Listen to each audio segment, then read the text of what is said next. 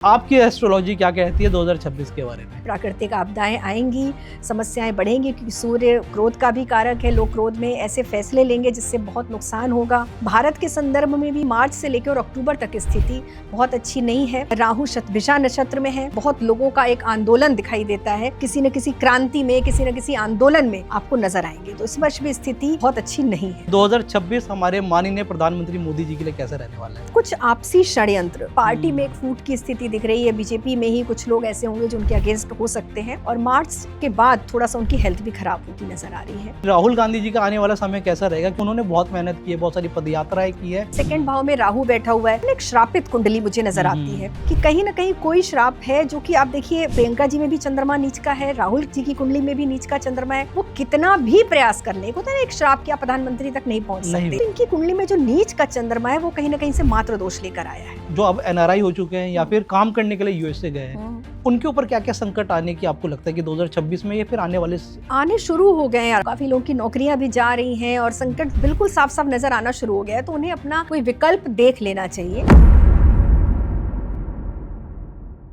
नमस्कार दोस्तों, मैं राहुल चंद्रवंशी एक बार फिर आपका स्वागत करता हूं विजनरी वॉइस बॉक्स के एक और धमाकेदार पॉडकास्ट में। और थंबनेल में आपने देख लिया होगा, आज हम चर्चा करने वाले हैं एस्ट्रोलॉजी पे। एस्ट्रोलॉजी पे भी स्पेसिफिकली हम चर्चा करने वाले हैं 2026 में कैसा रहेगा और 2026 में कौन सी राशि है जिसके लोग धनवान होने वाले हैं और कौन सी ऐसी राशि है जिस पे लोगों को सोचने की ज़रूरत है। और इस पॉडकास्ट में इस पर चर्चा करने के लिए जो हमारे साथ जो गेस्ट है वो किसी पहचान की मोहताज नहीं है। वो एक सेलिब्रिटी एस्ट्रोलॉजर है जिनका नाम है आचार्य रितु सिंह। रितु सिंह जी, आपका बहुत बहुत स्वागत और धन्यवाद। जय श्री महाकाल। और तहे दिल से धन्यवाद अपना कीमती समय निकालने के लिए हमारे लिए। धन्यवाद। कैसी हैं आप?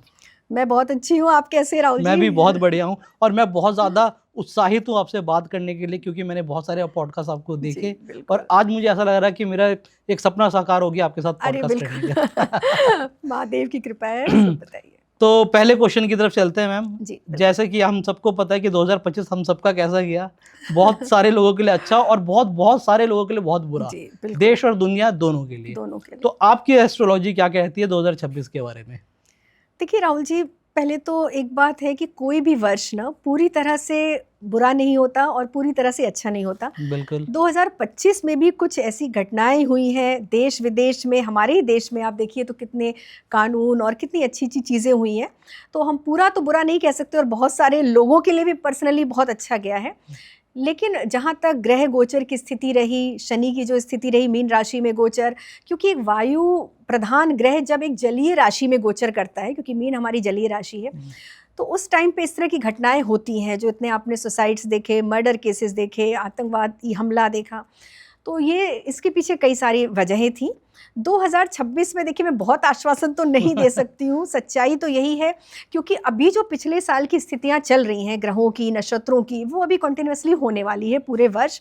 और मैं कहूँ तो 2032 तक, क्योंकि गुरु अतिचारी हो गए हैं 2025 से लेके और 32 तक। तो ये 8 वर्ष जब जब आप देखेंगे इतिहास में, महाभारत काल में ऐसा हुआ था, तो जब जब गुरु अतिचारी हुए हैं और या गुरु का या शनि का मीन राशि में आपने देखा होगा गोचर, तो इस तरह की स्थितियां बनती हैं। तो अभी 2026 की अगर हम बात करें तो न्यूमरोलॉजी से सूर्य का वर्ष लोग कह ही रहे हैं कि एक अंक आ रहा है, तो डेफिनेटली असर रहेगा, सूर्य का प्रभाव रहेगा, एनर्जी रहेगी। लेकिन क्योंकि एक वैदिक तरीके से अगर हम देखें, हिंदी नववर्ष हमारा आ रहा है जब चैत्र शुक्ल प्रतिपदा 19 मार्च को, उस समय जो विक्रम संवत है 2083 और इसका नाम है रौद्र संवत। इसके जो राजा हैं वो बृहस्पति हैं। तो ये मैं गुड न्यूज़, खुशखबरी बता रही हूँ कि बृहस्पति की एनर्जी इस वर्ष ब्लेसिंग रहने वाली है। देव गुरु हैं बृहस्पति, मंत्री मंगल हो रहे हैं। तो मंगल, सूर्य और बृहस्पति, इन तीनों ग्रहों की स्थिति, तीनों ग्रहों की जो एनर्जी है वो इस वर्ष 26 में आप देखेंगे।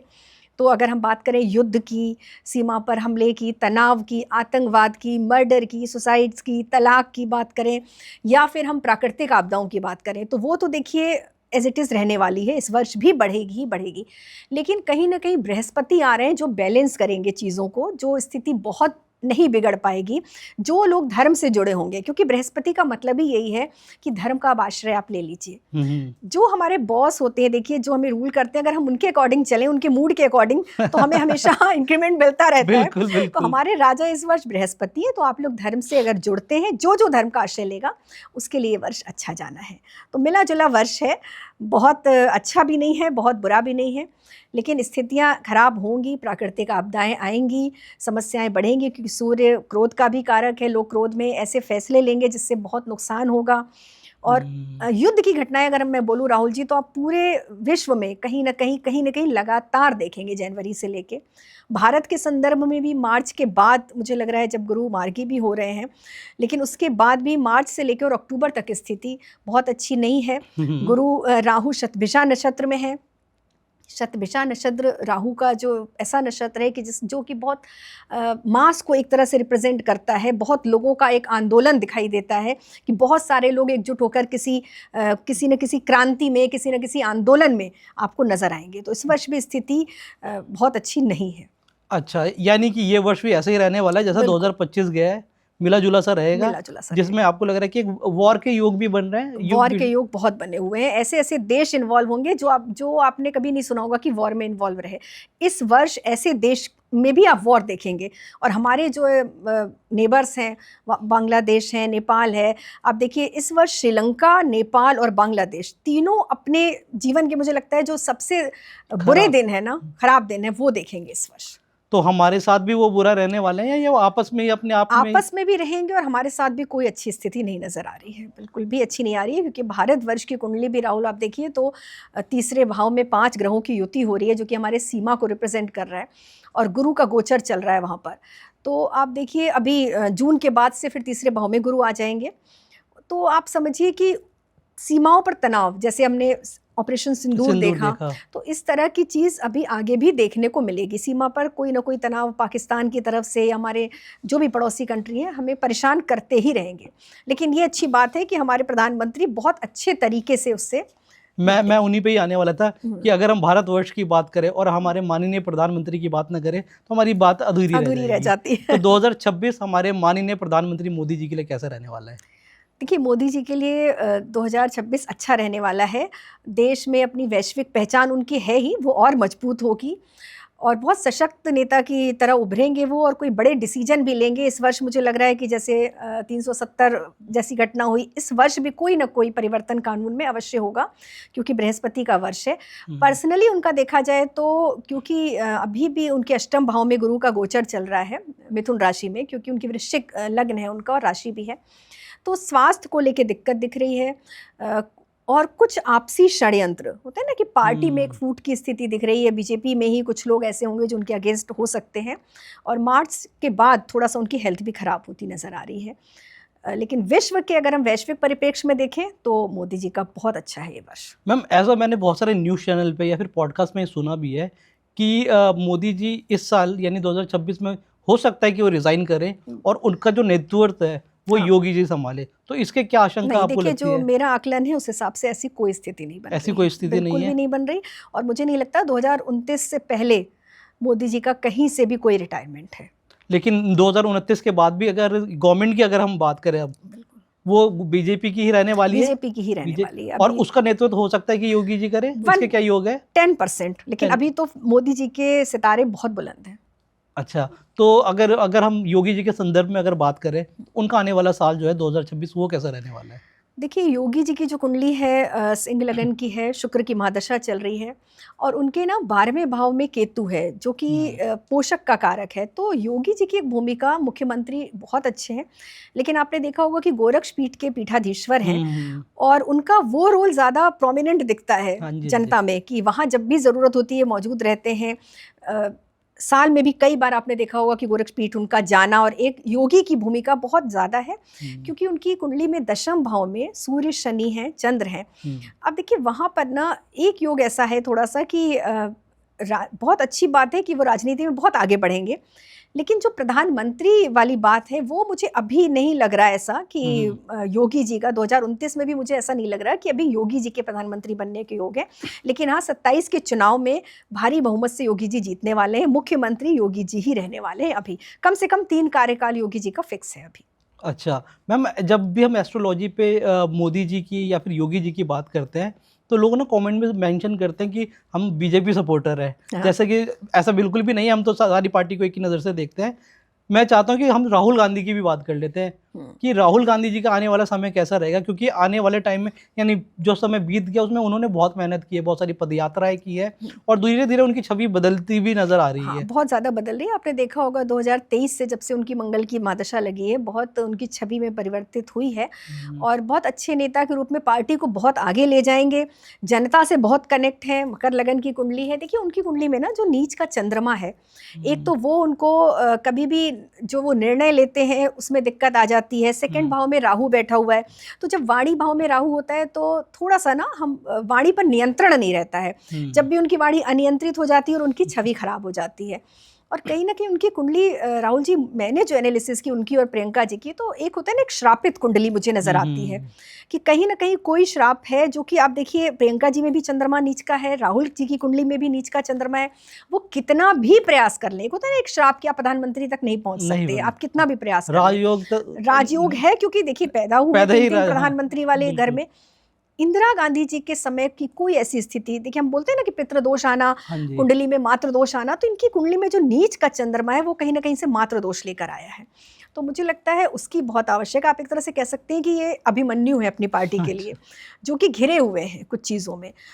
सब कुछ अच्छा करेंगे, बहुत बेहतर करेंगे और बड़ी अच्छी देखिए छवि। अगर आप थोड़ी सी उनकी जो छोटी छोटी बातें अनियंत्रित हो जाती हैं, अदरवाइज उनकी बहुत एक ईमानदार सरल व्यक्तित्व बहुत अच्छी है, लोगों का प्यार भी है उनके साथ। लेकिन बस वही है कि इसी को कहते हैं भाग्य, कि उनकी कुंडली में प्रधानमंत्री वाला योग बिल्कुल भी नहीं है। मैम अगर वाणी की बात हुई तो अब बात करते हैं, हम थोड़ी अपनी बातों को इंटरनेशनल ले चलते हैं। हाँ। और बात करते हैं ट्रम्प की। जी बिल्कुल, ट्रम्प क्योंकि उनकी वाणी भी कुछ इसी तरीके से फिसलती है जैसे राहुल गांधी जी की फिसलती है। हाँ, और बिल्कुल। इन्होंने तो अभी हाल फिलहाल में जो हिंदुस्तान के साथ किया है, हाँ। जो इतने बड़े टैरिफ लगा दिए और इतने कड़े शब्दों में हमारी निंदा की है कि हमारी जो इकोनॉमी को उन्होंने डेड इकोनॉमिक तक बोल दिया। तो हमारे रिलेशन ट्रम्प के साथ यानी कि हिंदुस्तान के यूएस के साथ या फिर नरेंद्र मोदी जी के ट्रम्प के साथ कैसे रहने वाले आने वाले टाइम में? देखिए ट्रम्प अपने बिल्कुल ना कहते हैं ना कि एकदम जब पूरा वक्त आने लगता है ना तो वैसी इंसान की फितरत हो जाती है, वैसी बुद्धि भी वैसे ही काम करती है ना। तो ट्रम्प की कुंडली भी सिंह लगन की, आप देखिए योगी जी की हमारे सिंह लगन की कुंडली है। तो कट्टरवादी तो हैं ये लोग बहुत ज़्यादा, कोई भी निर्णय लेने में इनको हिचकिचाहट नहीं होती। और अभी जो ये 50% का इन्होंने टैरिफ लगा दिया, हमारी जीडीपी प्रभावित हो ही रही है।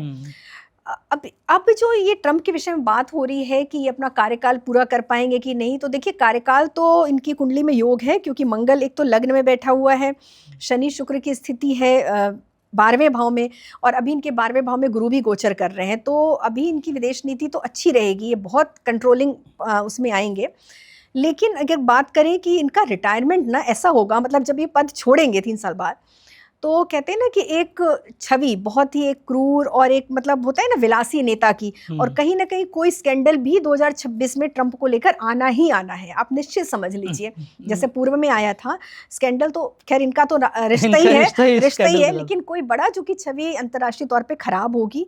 लेकिन ये कार्यकाल पूरा करेंगे और इनका शनि देखिए नीचा विलासी है, तो इस तरह की घटनाएं, इस तरह के निर्णय देशों को लेकर अपने संबंध खराब करना, और भारत के साथ इनके संबंध अभी बिल्कुल नहीं सुधरते हुए नजर आ रहे हैं। बिल्कुल मैम, आपने स्कैंडल का बात किया, अभी कल की ही न्यूज़ है। हाँ। एक बहुत बड़ा स्कैंडल निकल कर आया है जिसमें ट्रम्प का नाम आया है, हमारे देश के भी कुछ मंत्री हैं उनका नाम भी आया है। अच्छा। और बहुत सारी फोटोज भी रिलीज हुई हैं।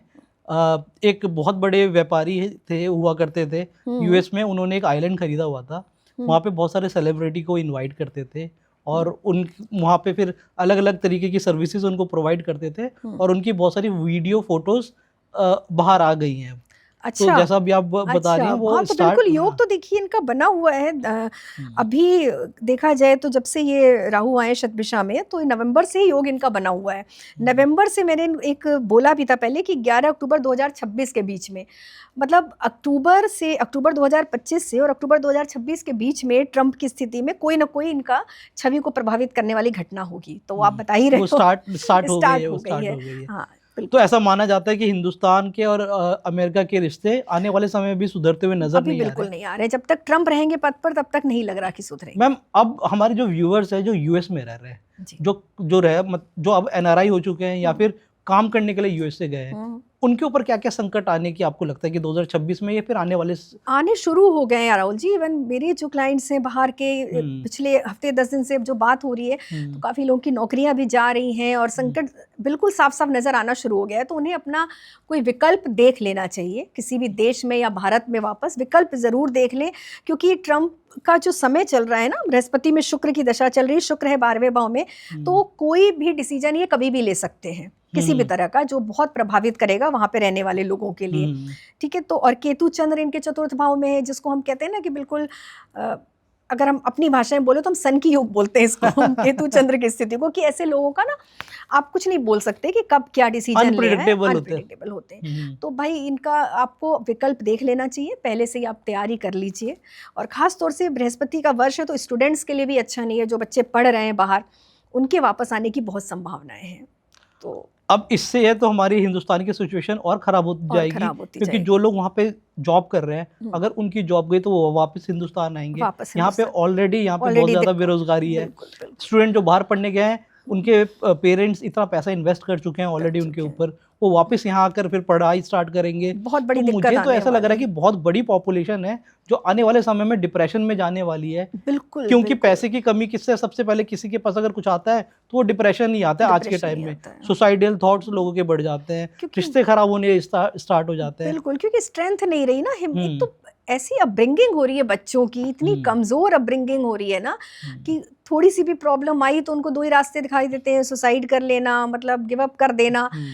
लड़ने की जुझारू प्रकृति रही नहीं, वो खत्म हो गई है। तो वही दिक्कत है जो, तो उसमें बहुत ध्यान देना। उसके पीछे पता है राहुल जी क्या है कि आपकी स्पिरिचुअल इम्यूनिटी बहुत कमज़ोर है आज के जो युवा हैं उनकी, क्योंकि वो कहीं से कनेक्ट नहीं है उस शक्ति के साथ। बिल्कुल ठीक है, मानते सब हैं लेकिन डिस्कनेक्टेड है। आप थोड़ा सा अगर गीता पढ़ते हैं, अगर आप शुरू से ही वेदों की तरफ, गीता की तरफ अगर आप बच्चों की अपब्रिंगिंग हो ना, तो आप देखिए बड़ी से बड़ी सिचुएशन हैंडल करने की ताकत उनमें रहती है। और अभी भी आप देखिए जो वैष्णव बच्चे हैं, ऐसा नहीं आप देख रहे हैं कितना, अभी तो बहुत युवा आ गए हैं, आगे बढ़ रहे हैं, बिल्कुल आ गए हैं। अभी देखिए देवव्रत जी का जो भी कितना बड़ा उन्होंने यजुर्वेद का उन्होंने पाठ किया, तो ऐसा नहीं है, अभी तो छोटे बच्चे और युवा आ रहे हैं धर्म की तरफ। और उनके जीवन में देखिए कैसी भी सिचुएशन आ जाए, तो हमारे यहाँ तो हम कहते हैं ना रोड मैप है गीता, तो उसकी तरफ लोग हैं ही नहीं, और बाहर के लोग कर रहे हैं, झुकाव हो रहा है इधर, और बाहर के कंट्रीज में मतलब अपने उसमें कोर्स में शामिल कर दी गई है कितनी जगह पर। लेकिन हमारे यहाँ ये आप देखेंगे 2026 में बृहस्पति का वर्ष है, और जब बृहस्पति आएंगे जून में कर्क राशि में, उच्च राशि में, उसके बाद आप देखेंगे यूनिवर्सिटीज़ में जो पाठ्यक्रम है उसमें बदलाव, और उसमें कहीं ना कहीं वेदों का अध्ययन, गीता का अध्ययन कंपलसरी रूप से आएगा। ये बहुत अच्छी बात होने वाली है। मैं तो ज़्यादा शौक तब हुआ, अभी रिसेंटली मैंने न्यूज़ देखी है कि पाकिस्तान में संस्कृत वापस से पढ़ाना स्टार्ट कर दिया, और उन्होंने भी गीता और रामायण पढ़ाना अपने कोर्स में सम्मिलित किया है। अभी सऊदी अरेबिया में पढ़ाते हैं, इंडोनेशिया में पढ़ाते हैं, आप बताइए, हर जगह हर कंट्री में पढ़ा रहे हैं, और ऐसे मतलब इस्लाम कंट्री में पढ़ा रहे हैं, इस्लामिक कंट्री में पढ़ा है, और हमारे दुर्भाग्य है हमारे देश का, ये तो बिल्कुल ही है, यही बात है। तो मैम आपसे अगला क्वेश्चन मेरा ये रहेगा कि 2026 में लोग उत्साहित होते हैं और सब अपने अपने राशि के बारे में जानना चाहते हैं, तो मैं चाहता हूँ कि आप समझाएं कि कौन कौन सी राशि के लिए ये आने वाले जो 2026 है वो बहुत बेहतर रहने वाला है, और कौन सी राशि वालों की जातक जो है उनको थोड़ी संभल के रहने की ज़रूरत है। देखिए इस वर्ष मेष राशि के लिए बहुत अच्छा होने वाला है। दूसरे नंबर पे है वृष राशि। मिथुन राशि के लिए भी बहुत अच्छा है, क्योंकि लग्न में ही गुरु का गोचर चल रहा है। तो जब लग्न में गुरु का गोचर चलता है तो हम निर्णय बहुत अच्छे लेते हैं, जीवन में आगे बढ़ने की तरफ अग्रसर होते हैं। और बात करें तो मेरे हिसाब से कुंभ राशि वालों के लिए भी अच्छा है। और एक राशि ऐसी मैं बोल रही हूँ जो कोई नहीं बोल रहा है, मीन राशि।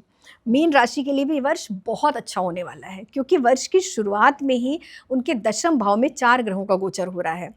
अगर हम 1 जनवरी की कुंडली लगाते हैं धनु लग्न की, तो उसमें सूर्य, मंगल, शुक्र और बुध, तो 4 ग्रह जब आपके दशम भाव करियर भाव में बैठेंगे तो आपके सोर्स ऑफ इनकम या आप कहिए करियर में आगे प्रमोशन हो गया, बहुत अच्छा है उनके लिए, मीन राशि के लिए। फिर जून के बाद चतुर्थ भाव में गुरु आ जाएंगे, तो नई गाड़ी, नया घर, है ना। जब सुख भाव में गुरु का गोचर होता है तो भले ही 7.5 चल रही है, लेकिन मुझे लगता है सर्वश्रेष्ठ होने वाला है मीन राशि के लिए। बिल्कुल, क्योंकि उनके राशि स्वामी भी गुरु है ना। जब राशि स्वामी ही अपने घर में आ जाए, आप सोचिए कि राजा ही है और वो आपको अपने घर में, तो कितना अच्छा फल दें। तो जब चतुर्थ भाव में आएंगे, जून से लेके दिसंबर तक मीन राशि वाले भाई जो चाहे वो कर सकते हैं। और मेष की बात करें तो मेष का भी बहुत अच्छा है, भले ही 7.5 चल रही है, लेकिन नवम भाव में 4 ग्रह आ रहे हैं। और मेष की अगर हम बात करें तो देखिए तृतीय भाव में अभी गुरु का गोचर चल रहा है और फिर आगे चल के चतुर्थ में होने वाला है। तो मेष राशि के लिए भी बहुत अच्छा जाने वाला है ये वर्ष मेरे हिसाब से। मेष, वृष, कुंभ और मीन राशि। और कौन से ऐसे जातक है जिनको थोड़ी संभल के रहने की ज़रूरत है? वृश्चिक राशि के लोगों को थोड़ा संभलना पड़ेगा। वृश्चिक के लिए समय बहुत अच्छा नहीं है, शुरू में ही अष्टम में गुरु गोचर कर रहे हैं। और देखिए भले इनकी ढैया तो समाप्त हो गई है, लेकिन अभी इनको मेहनत बहुत करनी है, स्ट्रगल इनकी लाइफ में अभी भी चलना है ये वर्ष। इनका अक्टूबर के बाद से समय थोड़ा सा इनके लिए पॉजिटिव आएगा। उस टाइम पे अगर ये कोई अपना निर्णय लेना चाहते हैं, कोई नया काम शुरू करना चाहते हैं, तो उस समय में कर सकते हैं। दूसरी राशि है देखिए कन्या राशि। कन्या राशि के लिए भी थोड़ा सा स्ट्रगल का समय है। ख़ास तौर से अगर उनका कोई रिलेशनशिप चल रहा है, अगर वो शादी के लिए प्रयासरत है, नहीं हो पा रही है, अगर जॉब चेंज करना है, तो उसके लिए उनको थोड़ी कुछ रेमेडीज़ की ज़रूरत है। जैसे अगर वो नियमित रूप से गणेश जी की पूजा करनी शुरू कर दें, गणेश भगवान को दूर्वा चढ़ाना शुरू कर दें, बहुत अच्छा है। भगवान शिव के मंदिर जाएं और उनको सोमवार के दिन शमी पत्र आता है, शमी पत्र अर्पित करें। कोई भी अपनी जो मनोकामना है उसको करके, कन्या राशि वालों के लिए तो उनके लिए वर्ष अच्छा जाने वाला है। ठीक है, तो ये हमने राशि ले ली। हाँ। मैम 2025 तो जैसे तैसे चला गया लोगों के लिए, लेकिन लोग उत्सुक है ये जानने के लिए कि उनका जो वैवाहिक जीवन है 2026 में कैसा रहने वाला है। क्योंकि अभी रिसेंटली हमने देखे हैं कि बहुत सारे डिवोर्स हुए हैं बड़े बड़े सेलिब्रिटीज़ के, साथ ही साथ में सोनम जैसा जो कांड है, क्या आने वाले समय में ऐसे कोई कांड भी सुनने को मिल सकते हैं? देखिए इस वर्ष जो होने वाला है ना, क्योंकि सूर्य आ रहे हैं और सूर्य का एक नाम है सत्य, ठीक है, तो सबके सत्य उजागर होने वाले हैं। ठीक है, एक्स्ट्रा मैरिटल बहुत आएंगे इस वर्ष, आप देखेंगे बड़े बड़े लोगों के, क्योंकि सूर्य कहीं ना कहीं रिप्रेजेंट करता है बड़े पद को, है ना। तो जो बड़े पद पे बैठे हुए लोग हैं, चाहे वो बॉलीवुड में हो, चाहे पॉलिटिक्स में हो, किसी भी फील्ड में हो, उनका कोई ना कोई ऐसा राज इस वर्ष बाहर आएगा जो पब्लिक देखेगी कि अरे भाई ये कब तक छुपा हुआ था। तो इस वर्ष कुछ छुपने वाला नहीं है, क्योंकि बृहस्पति भी पर्दाफाश करते हैं और सूर्य तो करते हैं। तो एक्स्ट्रा मैरिटल इस वर्ष बाहर आएगा। और सबसे बड़ी बात कि लोग एक्स्ट्रा मैरिटल आने के बाद भी ब्लेम पार्टनर पर देंगे, मतलब रिग्रेट नहीं करेंगे, कोई पछतावा उनको नहीं होना। सूर्य क्या करता है ना, आत्ममुक्त कर देता है, आत्ममंथन, मतलब लोगों को लगेगा मैं ही राइट हूँ, मैं ही सही हूँ। अच्छा। तो इस तरह की घटनाएं आएंगी, प्यार और शादी और उसको देखकर वही रिश्ते चलेंगे जो सच्चाई पर टिके हैं। अगर आप कोई झूठ पर कोई रिश्ता बनाते हैं, झूठ बोलते हैं, तो वो बिल्कुल नहीं चलना।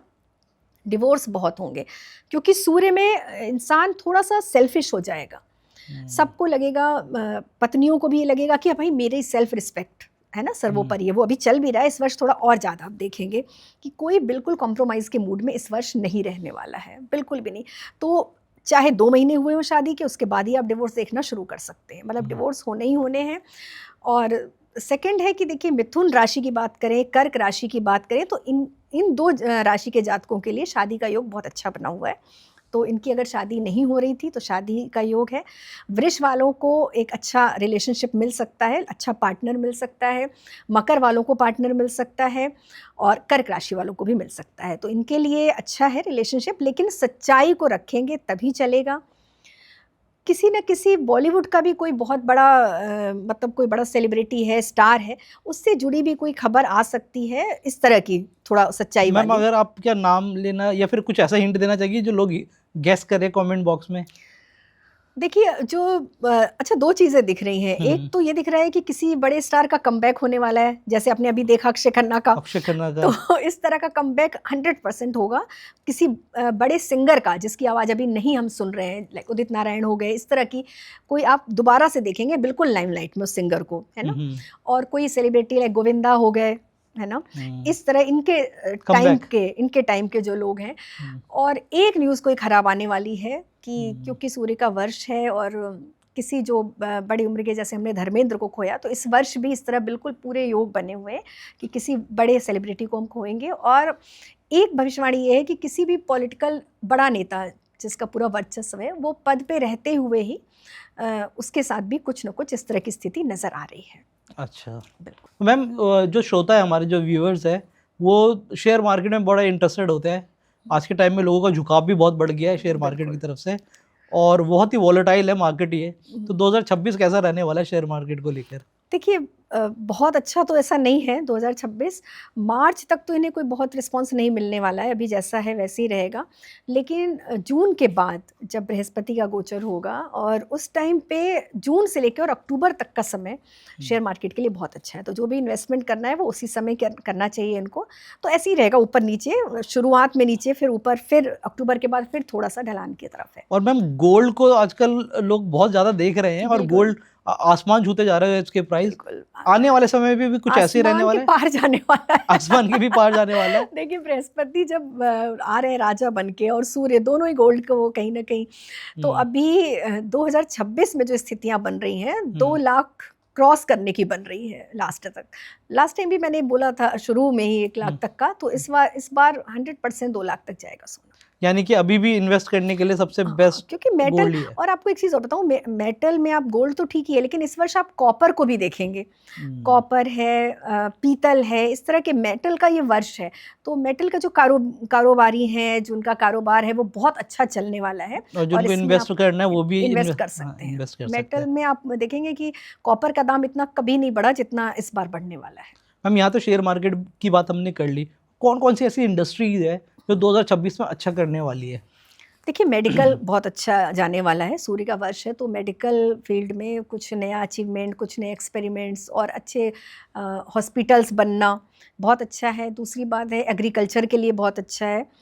मेटल के लिए मैंने बोल ही दिया, मेटल, एग्रीकल्चर और आपका ये यूनिवर्सिटीज़ वगैरह, एजुकेशन को लेके बहुत अच्छा है। नए नए आप कोचिंग सेंटर्स देखेंगे, नई नई यूनिवर्सिटीज़, कॉलेजेस।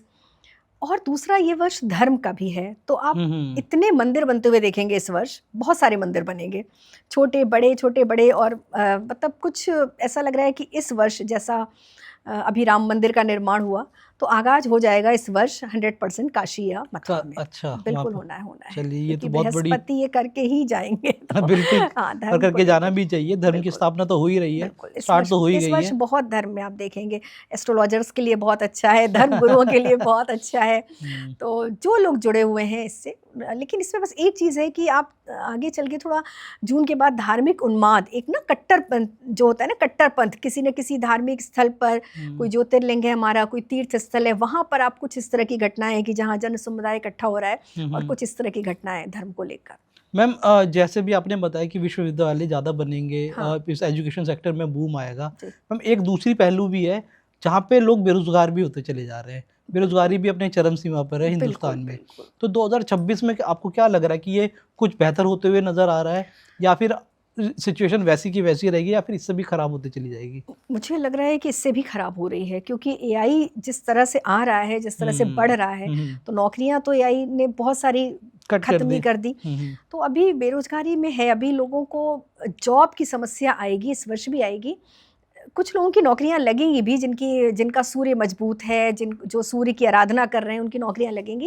लेकिन मुझे लग रहा है लोग ना अभी छोटे छोटे स्केल पे अपना बिजनेस स्टार्ट करेंगे, ना छोटे छोटे कारोबार, अपना व्यवसाय, वो ज़्यादा दिखेगा आपको बजाय नौकरियों के। क्योंकि एआई का जितना ज़्यादा बढ़ता जा रहा है, उतना ही प्रभाव, उतनी ही नौकरियाँ कम होती चली जा रही है। 28 के बाद मुझे लगता है कि काफ़ी चीज़ें चेंज होंगी। मैम लक्ष्मी जी को आकर्षित करने के लिए कोई ऐसा मंत्र अगर आप देना चाहें लोगों को, 2026 में, तो वो अगर आप दे सके हमारे व्यूअर्स को तो बहुत अच्छा देखिए रहेगा। लक्ष्मी जी को आकर्षित करने के लिए बहुत सारी चीज़ें हैं जो हम कर सकते हैं, छोटी छोटी उपाय कर सकते हैं।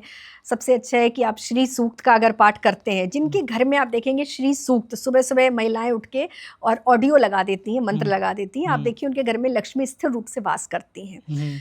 और 1 जनवरी को तो आपको ये करना ही करना है। सबसे अच्छा उपाय, लक्ष्मी जी देखिए प्रसन्न हो जाती हैं। आप एवरी फ्राइडे, शुक्रवार के दिन चावल की खीर बनाइए और उसको माँ लक्ष्मी को भोग लगाइए। उसके बाद घर में जितने सदस्य हैं उनको वो प्रसाद के रूप में आप दीजिए। ऐसा नियमित रूप से आपको करना है। खीर में आप थोड़ा केसर भी डाल सकते हो और इस वर्ष के लिए ये बहुत अच्छा है। इससे माँ लक्ष्मी आकर्षित होती हैं। कुबेर मुद्रा करके आप ओम श्रीम नमः का जाप करना शुरू कीजिए। देखिए ये जो 2 फिंगर होती है ना, इसको आप ऐसे इस तरह से जोड़ लेते हैं जब हम, तो इसको हम कुबेर मुद्रा कहते हैं। तो कुबेर मुद्रा, आप कुबेर मुद्रा में बैठ जाइए और ओम श्रीम नमः की एक माला करना शुरू कर दीजिए नियमित तौर पे। बहुत अच्छा उपाय है। और एक लोग आजकल सोचते हैं कि पूजा पाठ न करना पड़े, मंत्र जाप न करना पड़े, कुछ छोटा सा उपाय आप बता दो, शॉर्टकट बता दो। शॉर्टकट के लिए देखिए आप बहुत अच्छा है, क्योंकि अक्षत रिप्रेजेंट करता है धन को, मनी को, अबेंडेंस को। तो साबुत चावल जो अक्षत होते हैं वो ले लीजिए।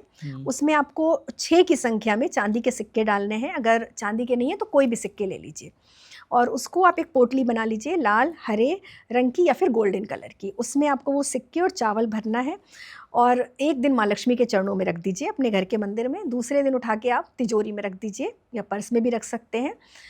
इससे आपके घर में स्थिर लक्ष्मी बनी रहेंगी। मतलब कभी भी ऐसा नहीं होगा कि होता है ना कि घर में बरकत नहीं है, पैसा आ भी रहा है लेकिन चला जा रहा है, तो ये स्थिति नहीं रहेगी। तो ये छोटे छोटे 2-3 उपाय कीजिए और माँ लक्ष्मी आकर्षित होती है देखिए लोगों का भला करने से भी। तो जितना हो सके लोगों का भला कीजिए, जो ज़रूरतमंद हैं उनकी मदद करना शुरू कर दीजिए।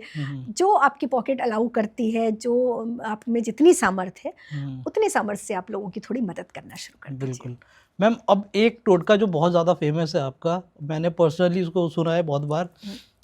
हमारी माताएं बहनें जब भी कहीं तैयार होकर जाती हैं, हाँ जी, और जब वो वापस आती है ना तो उनको ऐसा लगता है कि उनको नज़र लग गई है या फिर अपने बच्चे को तैयार करने से वो डरती हैं कि अगर वो बच्चे को ज़्यादा तैयार कर देंगी और मेरा बेटा बाहर खेलने गया और किसी ने उसकी तारीफ कर दी तो उसको लग गई नज़र। ठीक है, घर पे आके बीमार हो गया बच्चा तो बच्चे को लग गई नज़र। तो मैम वो नज़र वाला एक टोटका अगर आप बता देना तो हमारे व्यूअर्स खुश हो जाएंगे। अरे नज़र बहुत लगती है और बच्चों और महिलाओं को नहीं, आपको भी लगती है, बुजुर्गों, हमारे माता पिताओं को भी लगती है नज़र। और ये भी नहीं कि कोई बहुत कुदृष्टि से देखे तभी, ऐसा नहीं है। कभी कभी तारीफ भी लोग करते हैं ना, प्रशंसा, उससे भी नज़र लग जाती है। तो देखिए एक तो सबसे अच्छा है ना, जब भी आप बाहर निकलिए अपने पॉकेट में ना एक काली मिर्च अवश्य रख के निकलिए। बहुत अच्छा उपाय है, एक काली मिर्च रख लीजिए और जब आप आइए लौट के तो घर में घुसने से पहले उस काली मिर्च को फेंक दीजिए। ठीक है, तो सारी नेगेटिविटी आपकी वहीं थ्रो हो जाएगी बाहर। अब नज़र उतारने के बहुत सारे जो हमारी मम्मियाँ, नानी, दादियाँ उतारती थी कि मिर्च हो गया, राई हो गया, नमक हो गया, वो भी पॉसिबल नहीं होता। तो मैं एक बड़ा सिंपल उपाय बताती हूँ। 1 गिलास पानी लेना है आपको, उसको अपने ऊपर से ऐसे एंटी क्लॉकवाइज 7 बार उतारिए और उसको कहीं भी आप वॉश बेसिन में डाल सकते हैं, कहीं भी उसको थ्रो कर दीजिए। सिंपल उपाय है, आप रोज़ कर सकते हैं। छोटा अगर बच्चा है, आप नहीं अवेलेबल हो तो बच्चा अपने आप भी कर सकता है। तो ये उपाय बहुत अच्छा है। दूसरी बात ना, आपने अग्नि स्नान सुना होगा, है ना। अग्नि स्नान का मतलब ये नहीं कि आग में चले जाना। हमारा शरीर 5 तत्वों से बना होता है। अग्नि एक ऐसा तत्व है जिससे कि हमारी सारी नेगेटिविटी रिमूव होती है। अच्छा। अब आपने कपूर जला लिया, आपको 2 मिनट कपूर के सामने खड़ा होना। ये आपने कहीं उपाय ना सुना होगा ना देखा होगा, लेकिन ये एक्सपीरियंस से बता रही हूँ, बहुत अच्छा है। क्योंकि ये कपूर की धुनी महिलाएं करती हैं घर में, और जब आप धुनी कर रहे हैं तो आप उसमें आ ही रहे हैं ना कि कपूर के जो आग है, जो उसका धुआं है, उसके में आ रहे हैं सानिध्य में, उससे भी आपकी नज़र उतरती है। 2 मिनट के लिए आप कपूर जला दीजिए। उसमें अगर आप 2 लौंग डाल सकते हैं, थोड़ा सा दालचीनी का एक छोटा सा टुकड़ा डाल दीजिए और उसके पास बैठ जाइए 2 मिनट के लिए। आप देखेंगे सारी नज़र आपकी, क्योंकि ऊपर से नीचे तक एक तरह से आपका अग्नि स्नान हो गया और सारी नज़र आपकी उतर जाएगी। नींबू बहुत अच्छा उपाय। अगर आपको लगता है कि बहुत नज़र लगती है तो नहाने के पानी में थोड़ा सा नींबू डालना शुरू कर दीजिए। जिस बच्चे को बहुत ज़्यादा नज़र लगती है तो आप देखिए नींबू से भी अगर स्नान हम कराते हैं तो भी नज़र उतर जाती है। तो नज़र के उतारने के बहुत छोटे छोटे से उपाय होते हैं। 1 लौंग, 1 काली मिर्च लेके आपने सर से उतारी 7 बार और बाहर फेंक दी, इससे भी नज़र उतर जाती है। बिल्कुल। चलिए मैम, हमारे व्यूअर्स को ये तो पता चल गया नज़र कैसे उतारनी है, लेकिन नज़र मिलाने के लिए भी कोई चाहिए होता है लोगों को उसकी बात हम कर लेते हैं। बिल्कुल सही बात है। जिन लोगों की शादी नहीं हो रही है, बहुत टाइम से नजर मिलाना चाह रहे हैं, उनके लेकिन लिए कोई आपके पास ऐसी रेमेडी हो, कोई ऐसा मंत्र कोई हो, मिल ही नहीं रहा ठीक है, और वो भी अपनी मनपसंद लड़की या लड़के से अगर किसी को शादी करनी हो? देखिए, प्रेम का प्रतीक तो हमारे यहाँ राधा कृष्ण को ही मानते हैं ना, तो हाँ। बस उनकी शरण में जाइए। आपको एक बांसुरी लेनी है, ठीक है, और किसी भी कृष्ण जी के मंदिर में चले जाइए और बांसुरी उनको अर्पित कर दीजिए, है ना। अगर आपको संभव है तो आप उनके हाथ में बांसुरी पकड़ा के आ जाइए, उनके चरणों में रख दीजिए और उनसे निवेदन कर दीजिए। जब प्रिय वस्तु मिलती है तो भगवान भी खुश होते हैं, ठीक है। उनको देकर आपको बता देना है उनको अपनी कामना। आप देखिए, इस उपाय से 100% आपको आपका मनपसंद जीवन साथी मिलेगा। दूसरा उपाय है, भगवान शिव पे अगर इत्र थोड़ा सा आप चढ़ाते हैं, जल में थोड़ा सा इत्र मिला लीजिए और वो चढ़ाना आप शुरू कर दीजिए। आप करके देखिए, 41 डेज करके देखिए, उतने दिन के अंदर अंदर आपको कोई ना कोई मिल जाएगा। और आप कमेंट करके बताएंगे भी आपके चैनल पे लोग कि हाँ कोई मिल गया, क्योंकि ये करवाया हुआ उपाय है। राइट। अब उनकी शादी तो होने की, अब आपने बताया तो बिल्कुल होगी उनकी शादी, लेकिन शादी के लिए एक चीज़ बहुत ज़्यादा इंपॉर्टेंट है, वो है कि उस व्यक्ति की नौकरी भी ज़रूरी है। बिल्कुल। और बहुत सारे ऐसे हमारे श्रोता हैं जिनकी नौकरी जा रही है, कब बार बार लगती है, छूट जाती है, बहुत लोगों की तो लग भी नहीं रही है, उनके लिए क्या है मैम रेमेडी? हनुमान जी, देखिए उनके लिए क्या करिए, आप एक लाल कपड़ा ले लें, छोटा सा ही उपाय है 2 मिनट का। उसमें एक जटा वाला नारियल जो आता है ना, पानी वाला, उसको रखना है। सिंदूर से, थोड़ा सा सिंदूर में ना आप कुछ भी चमेली का तेल मिला लीजिए, उससे स्वास्तिक बना दीजिए। बहुत कारगर उपाय बता रही हूँ। स्वास्तिक बना के उस नारियल को मंगलवार के दिन हनुमान जी के चरणों में रख दीजिए और 5 मंगलवार आप ऐसा कीजिए। हो ही नहीं सकता कि अपनी नौकरी ना लगे, पॉसिबल ही नहीं है, 100% आपकी नौकरी लगे। लेकिन इसके साथ साथ में उनको अप्लाई भी करते रहना है इंटरव्यू के लिए, अप्लाई करते रहना, पूरी मेहनत करनी है। बिल्कुल, कहीं ऐसा लगे कि मैम ने तो ये बोला नहीं। बिल्कुल, आप ये उपाय कीजिए, अप्लाई कीजिए। अगर होता है ना कभी कभी बहुत थोड़े से मार्क्स की वजह से बच्चा रह जाता है, हाँ। वो स्थिति बिल्कुल नहीं आएगी, वो नहीं आएगी, राइट। और अब मैम क्वेश्चन मेरा एक पर्सनल क्वेश्चन भी है, मैं सोच रहा हूँ इसी लगे हाथ मैं भी पूछ लूँ। मेरे जैसे पेरेंट्स बहुत परेशान है अपने बच्चों से। हाँ। बच्चे बात नहीं मानते। मेरा बेटा तो 11 साल का है और यहाँ से तो बच्चे थोड़ा शरारत करना स्टार्ट करते हैं। तो अब बताइए कि कुछ ऐसे उपाय जिससे कि हमारे बच्चे हमारी एटलीस्ट बात तो माने, 18 साल तक तो माने ही कम से कम। नहीं, बच्चे बिल्कुल मानेंगे। इस वर्ष आप देखिए मानेंगे बात बच्चे। और संडे के दिन ना बच्चे के हाथ से गुड़ और जौ का दान करवाना शुरू कर दीजिए। वैदिक उपाय है, सब कुछ हमारे उसमें लिखा हुआ है, पुराणों में लिखा हुआ है, शास्त्रों में लिखा हुआ है। गुड़ का दान करा दीजिए हर संडे, 5 संडे आप कराइए। आप देखिए सूर्य मजबूत होगा और वो पिता से कनेक्ट होगा, बच्चा पिता की बात मानेगा। दूसरा एक और उपाय बता देती हूँ, किसी भी मंगलवार को जाइए, हनुमान जी के राइट पैर का सिंदूर, जो चोला चढ़ता है ना उनको, उसका सिंदूर ले आइए और बच्चे को लगाना शुरू कर दीजिए आप। लेकिन आपको लगाना है अपने हाथ से और इस फिंगर से, जो इंडेक्स फिंगर होती है ना, जो हम कहते हैं कि ऑर्डर की उंगली होती है, आप लगाना शुरू कर दीजिए। देखिए बच्चा आपकी 100% बात मानेगा। बिल्कुल। और मैम एक आखिरी सवाल आपसे कि नववर्ष व्यक्ति स्टार्ट करे, वो किस चीज़ से स्टार्ट करे और उनके लिए क्या रेमेडी आप बताना चाहेंगी? देखिए, नववर्ष के दिन ना, सबसे पहले नया साल है तो हमें उस दिन एक उपाय करिए। थोड़ा सा आपको हल्दी ले लेना है, हल्दी में 1-2 दाने, 1-2 केसर डाल देना है, कुमकुम मिला लेना है, गुलाब जल से उसको मिक्स कर लेना है। और अपने घर का जो मेन एंट्रेंस है, मेन डोर है, उसके दोनों तरफ स्वस्तिक बनाइए आप, क्योंकि ये वर्ष बृहस्पति का है, सूर्य का है और मंगल का है। तो ये तीनों सामग्री जब हम मिला के इससे स्वस्तिक बनाते हैं तो इन देवों की एक तो कृपा बनी रहेगी और आपके घर में पूरे वर्ष कोई नेगेटिविटी नहीं आएगी, आपस में प्रेम रहेगा और जो समस्याएं वो दूर होंगी। तो इस उपाय को कीजिए। और कलयुग का महामंत्र है ना, हरे कृष्ण कृष्ण कृष्ण हरे हरे, हरे राम राम राम हरे हरे। तो इसी से शुरुआत कीजिए। इस बार वैसे भी एकादशी है तो आप सोचिए, इस बार भगवान कृष्ण के इस मंत्र के साथ आप शुरुआत कीजिए, पूरा वर्ष बहुत अच्छा जाएगा। तो मैम बहुत बहुत धन्यवाद आपका इतना कीमती समय निकालने के लिए हमारे लिए, और तहे दिल से धन्यवाद कि हमारे व्यूअर्स को आपने इतने सारे अच्छे अच्छे रेमेडीज़ बताया, और मैं आशा और उम्मीद करता हूं कि उनको वो फल ज़रूर देंगे। और ये तो हमारा पहला पॉडकास्ट है, ऐसे ही पॉडकास्ट हम आपके साथ ज़रूर से ज़रूर करते रहेंगे। अपना कीमती समय इसी तरह हमारे लिए निकालते रहना। तो दोस्तों, ये थी रितु सिंह मैम और इन्होंने बहुत ज़बरदस्त तरीके से ये समझाया हमें कि आने वाला वर्ष हमारे लिए कैसा रहेगा और उसके कुप्रभाव से बचने के लिए हमें क्या क्या रेमेडीज़ करनी है।